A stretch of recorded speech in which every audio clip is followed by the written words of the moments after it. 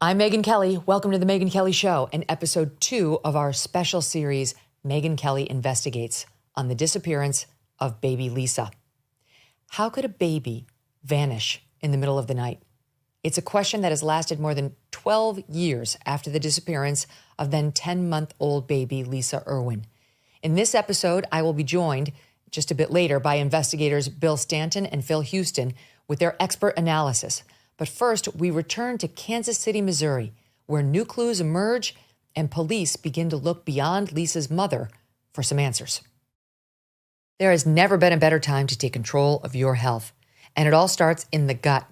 Processed foods, stress at work, fluoride in the water, even toxins in the air you breathe can overwhelm your digestive system.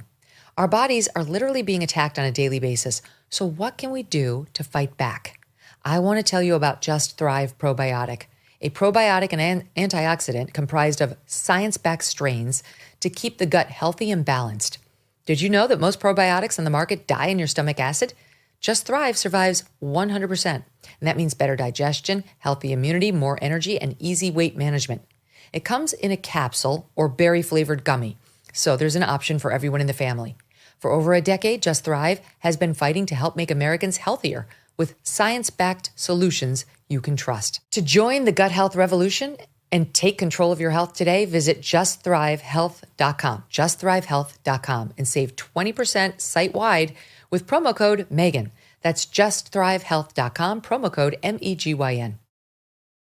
Here's where we left off. After hours and hours of police interviews that felt more like an interrogation, Deborah and Jeremy decide there's nothing left to say. Deception expert Phil Houston has interviewed Deborah at length, finding her credible. And I asked Deborah some hard questions about her drinking that night as I was covering the story for Fox News 12 years ago.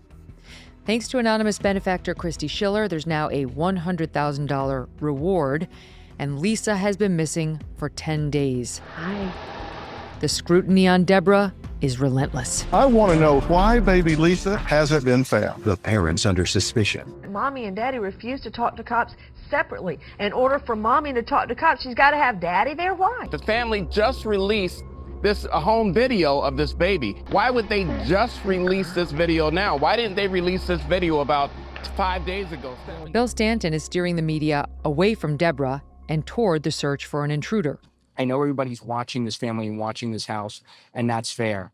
Keep one eye on them, but also keep the other eye out on the streets, in every place, because there is a bad guy out there or bad people with this child, and we want to get this child. But Deborah needs to be defended. I think sometimes we forget who these two people are and what they're going through. Thanks to Christy and her team, Joe Tacopina, a big gun in the world of defense attorneys, takes up Deborah's case. If that name sounds familiar to you, it may be because he has defended former President Donald Trump in New York criminal court. Someone out there obviously knows something. Tacopina hired local attorney Cindy Short to handle things on the ground in Kansas City. Well, my gut tells me, without any doubt, that somebody unknown to the family came into this home, was in and out of the home very, very quickly.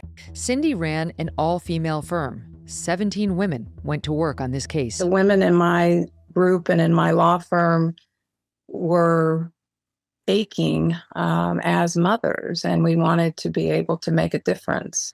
We were hoping that if we were really on the ground, talking to people, spreading ourselves out, that perhaps we could do something that would find the child. Cindy Short had another reason to be so deeply committed to finding Lisa. As a young girl, Cindy was very nearly abducted by a stranger in her own home. Is it possible, Cindy? I mean, is it actually possible someone just walked in there, took no other measures besides wearing a pair of gloves, took the baby, walked in the front door, walked out the front door, and that was it? It was no more sophisticated than that? Yeah, I think so. You know, having been in the house is a ranch-style house. It's very small. As I recall, there were wood floors. And so the distance between the front door and that baby's room is maybe 5 to 7 to 8 steps. It's very short. I spent many hours in that neighborhood late at night. And that neighborhood is extraordinarily quiet, very, very dark. So I do think that someone could come in and come out.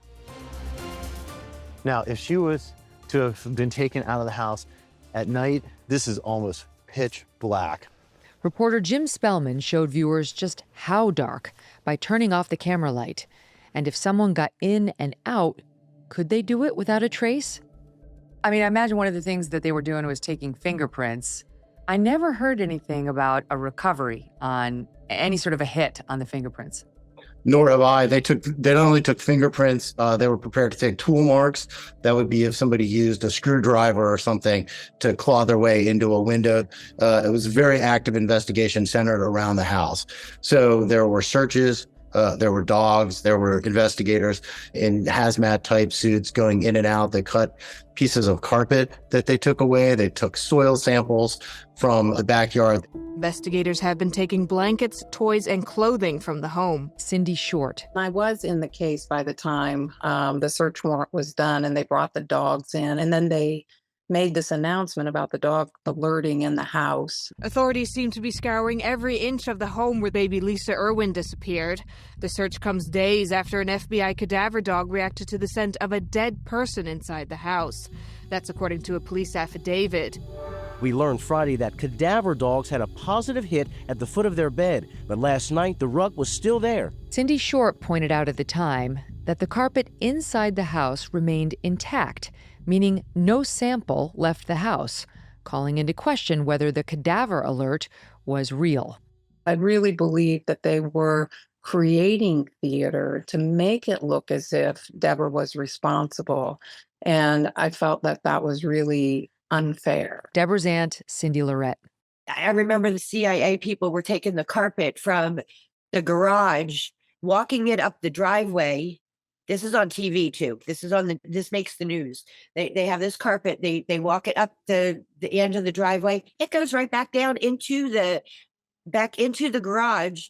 And everybody in the world thought that carpet came out of Debbie's bedroom. Are you friggin' kidding me? Are you kidding me? Meanwhile, what else and who else was being investigated?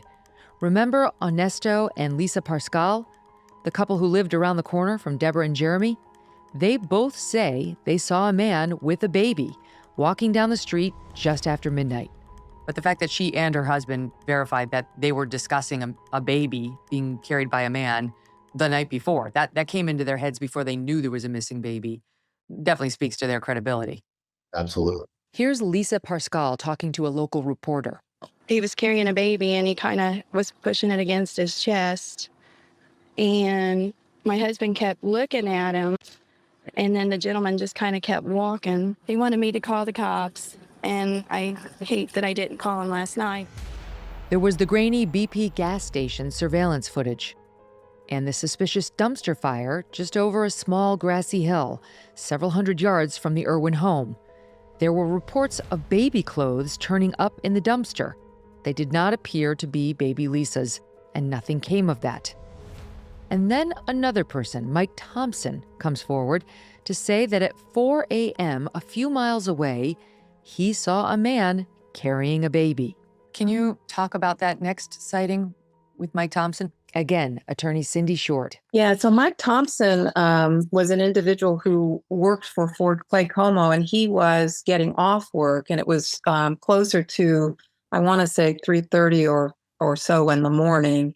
And he was on a motorcycle, and he came to a stoplight under a bridge, and he was about to get on the highway. And so he sees a man, which he said was underdressed, with a baby that he also thought was underdressed.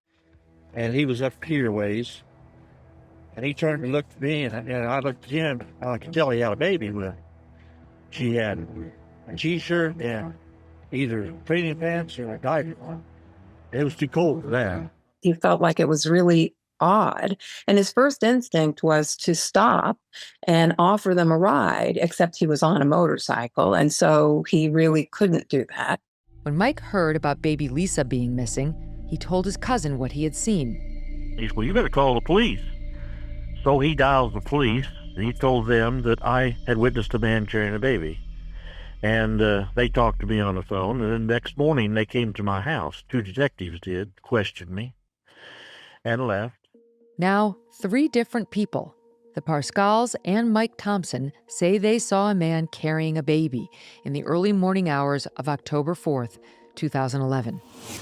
Bill Stanton on CNN back then. I think it is compelling.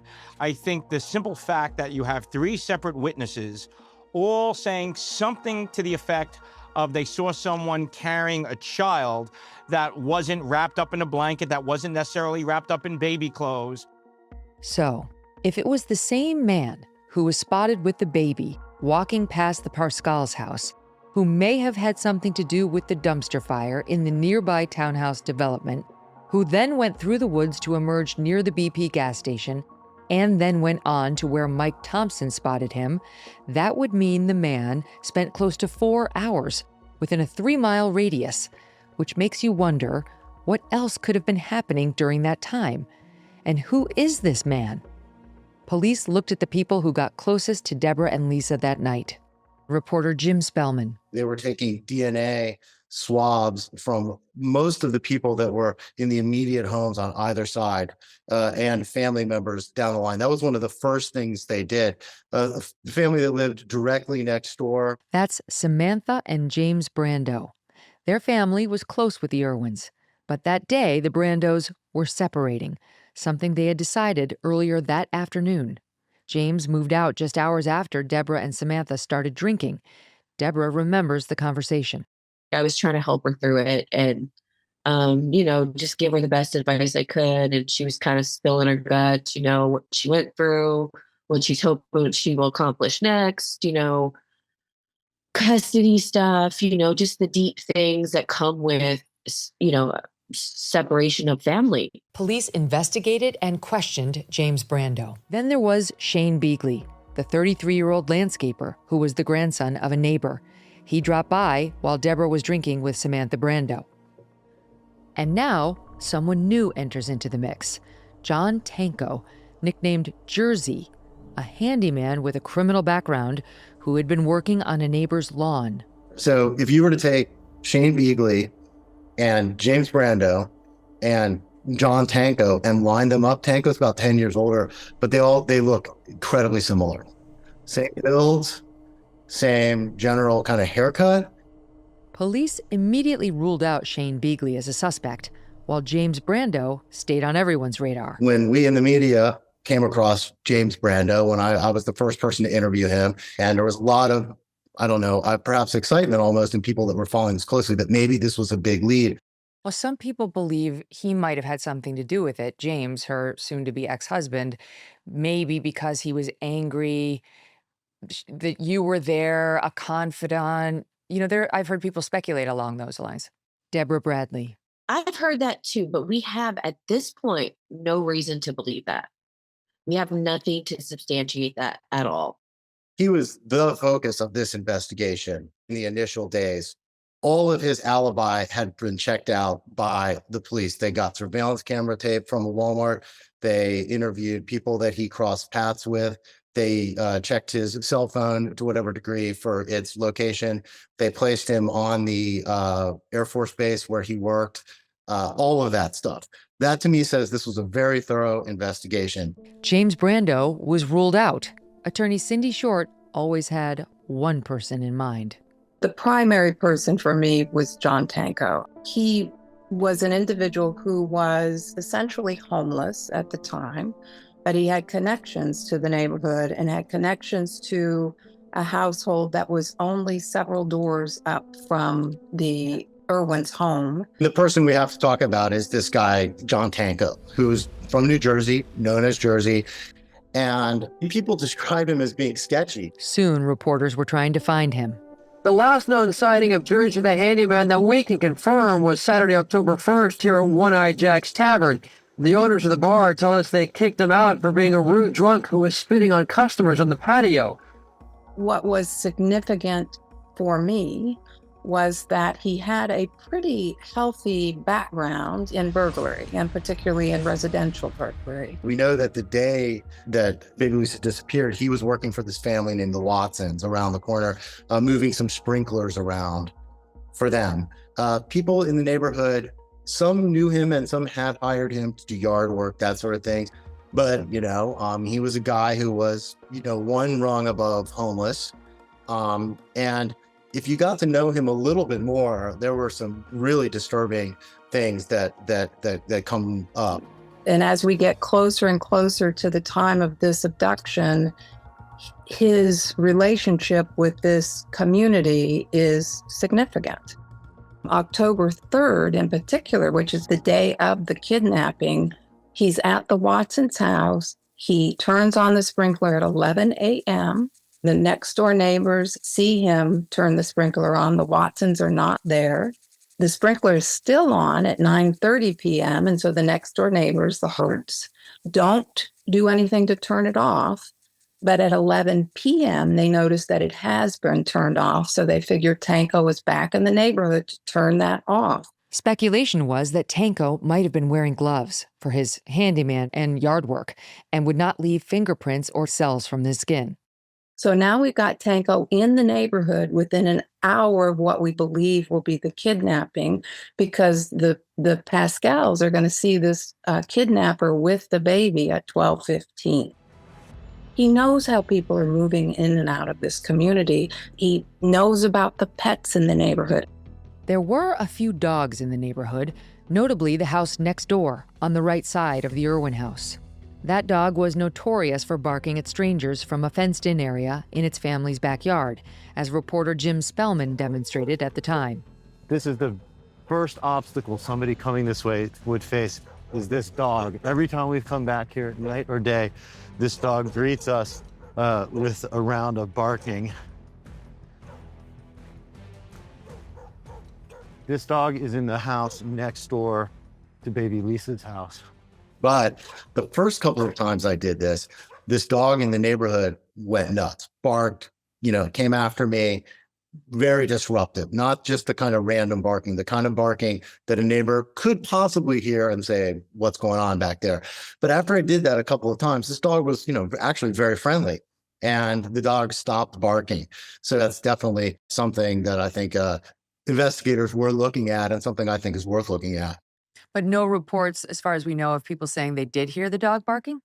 No report said people heard a dog barking that night. So no barking could mean that somebody carrying Baby Lisa was familiar to the dog, or did not go through the woods behind the house at all, but instead went out the front, down North Lister, toward the corner where the Pascals would see.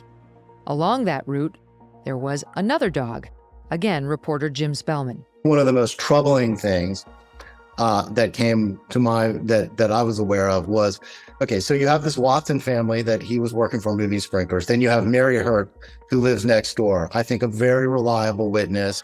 So she had a dog that disappeared the day that Baby Lisa disappeared.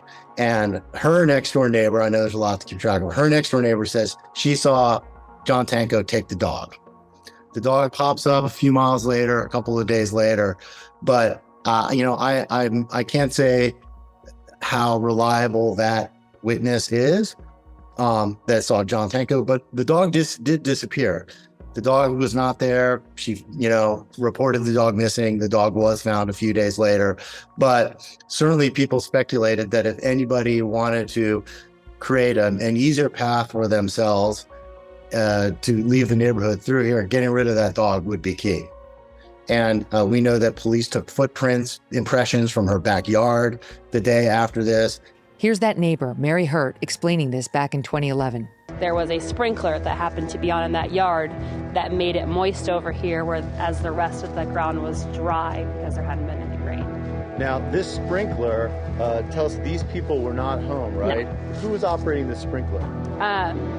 Their handyman they had that the police were actually looking for in the area, Jersey. So according to Mary Hurt, that would place John Jersey Tanko in the neighborhood that night. I think he really was one of the best suspects or persons of interest. And although the police did speak to him, they did not speak to him as a suspect. They spoke to him more as a kind of a person in the community. And, when you interview someone as a suspect versus someone as a witness, that interview is very different. They've come out and said, and they said early on that they've moved on from him. They don't believe he's their guy. Why would they do that? I think one reason they would do that is because they have one theory and they've stuck to that theory all these years, that it was the parents. I think a second reason, and this would be a legitimate reason, that one of the witnesses in the case, the lady that was several doors up from the Irwins at 12:15, who saw the man carrying the baby. She's talking there about Lisa Parscale. And she knew Jersey because he had done work across the street at the Watson's home, and she did not believe that the person carrying the baby was, in fact, Tanko. I don't know whether she reported that to the police, but let's assume that she did, and so that was one way that they would have eliminated him. In fact, Lisa Parscale told us she and her husband told police they did not think the man carrying the baby looked like John Tanko, but they couldn't be 100% certain. Eyewitness identification is a tricky business, and in Cindy Short's mind, this was not enough. I don't think that should have been the end of the story. I think when you look at the totality of what he was doing, particularly from July through October, they should have done more to look at him. For several days, attorney Cindy Short and reporter Jim Spellman, independent of one another, searched for an elusive John Tanko, trying to get his side of the story. He was a guy who had been in and out of trouble with the law. And just a few days after the disappearance, he was arrested on outstanding felony warrants. And I've chased a lot of people around jails and police stations and stuff. And it definitely gave me the sense that they were trying to hide him in the jail and judicial system. Nobody who gets arrested on a simple bench warrant gets moved from place to place the way that they were moving him. He had been incarcerated in Missouri for a burglary. He had been released from his incarceration, and then he had absconded, which meant that he had escaped from basically a halfway house. He was then living in an unhoused situation with a woman named Megyn. Megyn Wright was 20 years old, new to Kansas City, and was John Tanko's girlfriend for a time. They had since broken up. Tell me about John Tanko. He's an ex-boyfriend of mine. We dated for about 5 months. So about a month, 6 weeks before Baby Lisa disappeared, Megyn had lived for a period of time in this townhouse development that you could get to by cutting through these yards just around the corner from Baby Lisa's house. And there is a lot of disruption or arguments between Megyn and Jersey. And later on in the summer, about September, he ends up getting arrested again. They break up. He wants to get back with her. She becomes homeless. He ends up setting her car on fire. Her car was set on fire, and she reported it, and it was investigated, and she thought that John Tanko, Jersey, did it. But nobody was ever able, as far as I can tell, to confirm that he was the one that did it or what exactly happened there. Fire is important here because we'll end up having a fire the night of the kidnapping. That was the dumpster fire on the night of Baby Lisa's disappearance. People zeroed in on this because many believed Megyn Wright still lived in that townhouse near the dumpster and thought Tanko, if he had the baby, may have been trying to go see her. In fact, Megyn Wright lived farther away by at least another mile. And here's one more piece of information that made for a possible motive. Megyn and Jersey are kind of an odd couple. She's much younger than he is, but they start talking about, in July, having children. Megyn would like to have children. There's a theory about him wanting to get back together with her, and is this one of the reasons that he would have spontaneously taken this baby? Back then, Megyn Wright was a confused young woman, not completely coming clean about her own drug use. I found out that he was getting into some drug activity. Do you know what drug is? Meth, from what I understand. She's had a hard life, struggling with abuse, addiction, and mental illness. And so, after so much scrutiny and criticism in the months after Baby Lisa went missing, Megyn vowed not to talk about this case again. Last October, she decided to make an exception and spoke with me for 2 hours, much of it tearful. You don't have to be here. You could easily have said to me, I don't want to do it. It's traumatic for me and I don't want to go back over it. You're doing it because you want... It is. Will you But tell us why you're doing it? I'm doing it because it's important to me to not participate in something that's going to be a circus. What's important to me is that the story gets told fully. I haven't seen that done yet. I haven't seen anybody investigate whether Jersey was actually involved or not. I wanted to participate in something that was going to light a fire under the ass of the police department and the FBI, because Lisa deserves that. The Irwins deserve that. That's the goal. She says she has always wanted children, but that she knew she did not want them with John Tanko. Did Jersey ever offer to get a baby for you? No. There were reports about, whether he did this and that was his motivation. I think where that stems from is the situation leading up to him and I breaking up. When I broke up with him, it was because I told him he wasn't the type of man I could see myself having a family with. And I feel like it has been twisted for the last 12 years as a motivation for him, or what would be his motive to take her if he did. Again, attorney Cindy Short. In September, he's becoming more erratic. And so I think, again, this is significant. And some of the erratic behavior has to do with his drug use. He would disappear for hours on end with no explanation. He was quick to anger, last to understand, and I just couldn't handle it anymore. And how likely is it, do you think, that Jersey, John Tanko, was involved in baby Lisa's disappearance? It's hard to say, honestly. I didn't know him very well. He and I were together for less than 6 months, and we only lived together for a couple of months of that. So I didn't really know him all that well. And most of the time that we were together, we were using drugs together. It wasn't a healthy relationship where you learn what somebody's capable of. So we have an individual who's using methamphetamine, who's breaking into homes in the community, who has a history of arson in this same community. Meanwhile, he somehow ingratiated himself with a very nice couple, the Watsons, who live just several doors down from the Irwins, which means that he has an opportunity to really be watching what people are doing in this community. He is a good little burglar getting to case the joints. He knows who has children. John Jersey Tanko was interviewed by the police, and he denies any involvement in the disappearance of baby Lisa. The case remains open. Now I'm back with my go-to experts, Phil Houston and Bill Stanton. Let's talk about intruder. Now we have a name, potential name. Maybe John Tanko, the handyman, the good little burglar across the street. The thing about the neighbors to the Irwins, the Parscals, both of them, seeing a man with a baby is huge. It's huge. Why doesn't that steer the whole investigation in a different direction when the Parscals tell both the husband and the wife, tell the cops they saw a man with a baby? Because it's not Jeremy and it's not Deborah. And it throws a huge monkey wrench in the narrative. Now what? Now what? Now we have to rethink everything.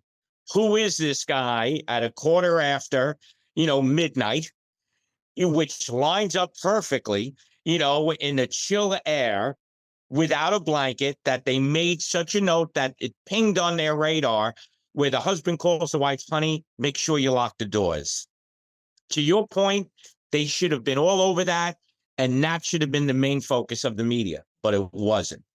And then there's a third person who sees a man with a baby, this guy, Mike Thompson.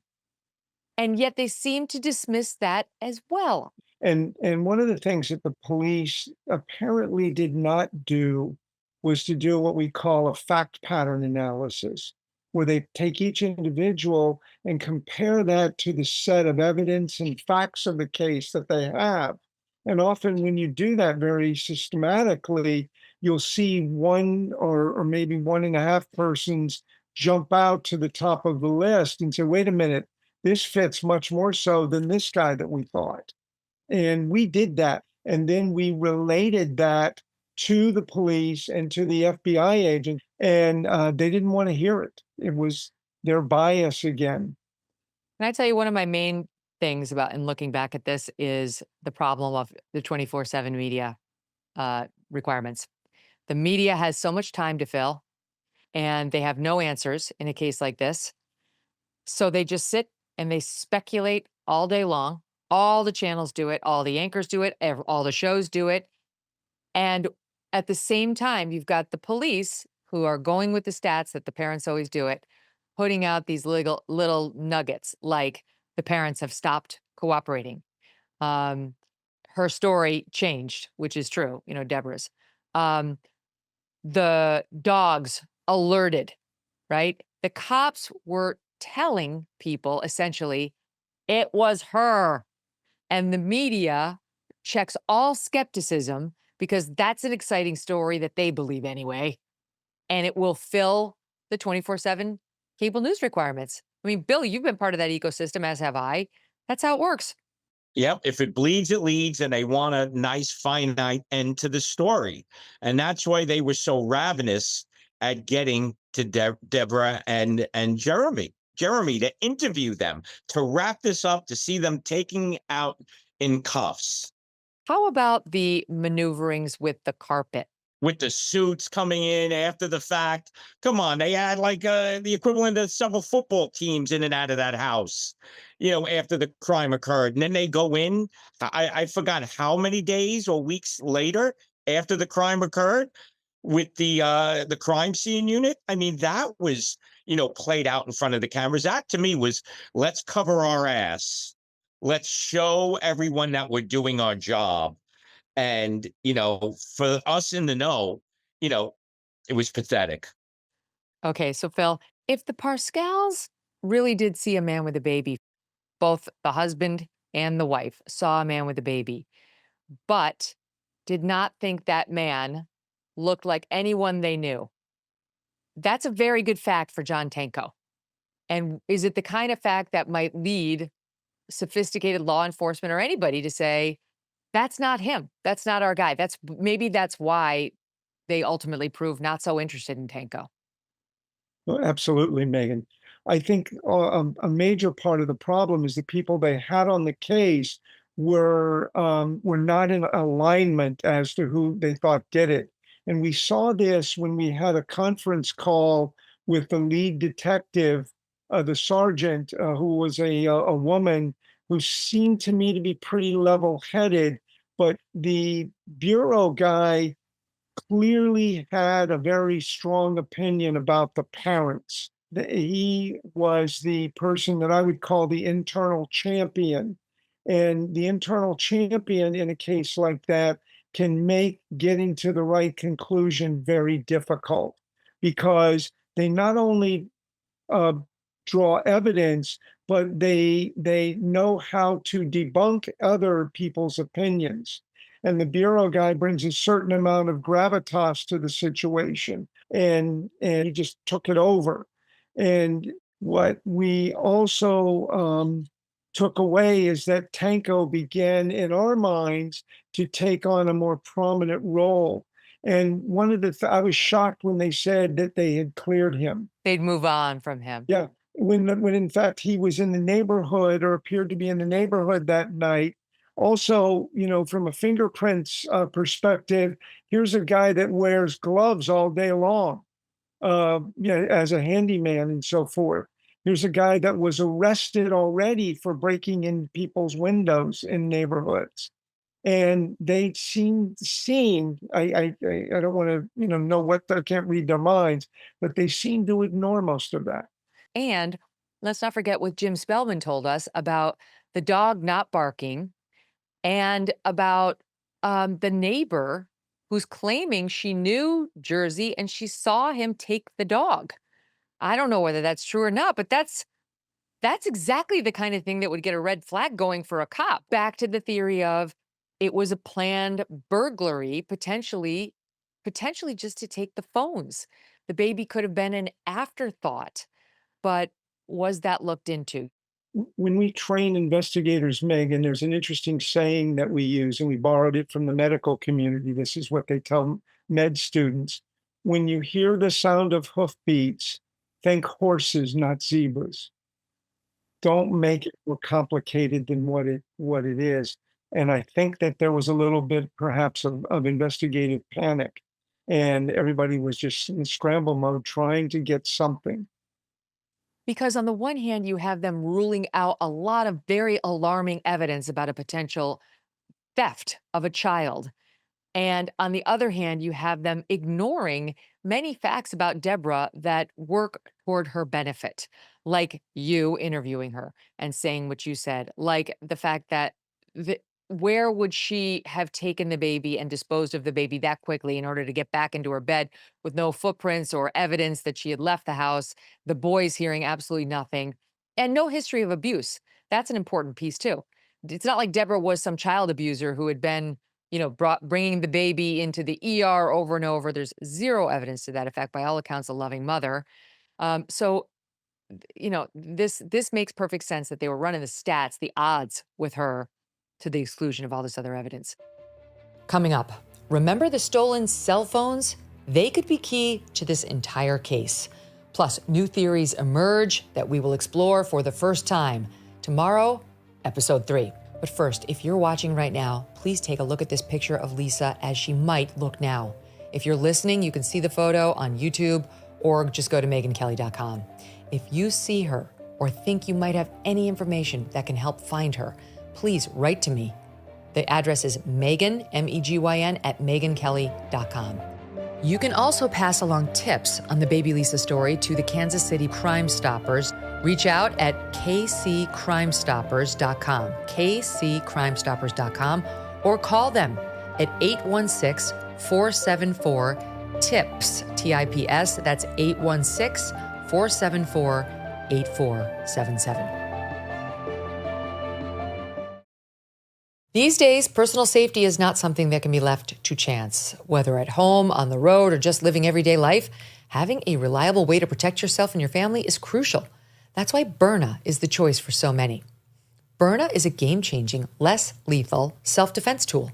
Compact, powerful, and easy to use, it provides the confidence to act in any situation. Byrna uses non-lethal rounds, tear gas, pepper, and kinetic projectiles to effectively stop a threat from a safe distance. And the best part? Byrna can be shipped direct to your door, and it's legal in all 50 states. Byrna is proudly American, with products hand-assembled in Fort Wayne, Indiana. And look, sometimes a firearm is not the right choice for you, and Byrna provides a powerful alternative. Protect what matters most with Byrna. Visit Byrna.com, that's Byrna.com/Megyn to receive a 10% discount and learn why thousands of people and law enforcement agencies are trying out Byrna's less lethal protection. Byrna, non-lethal self-defense, always ready.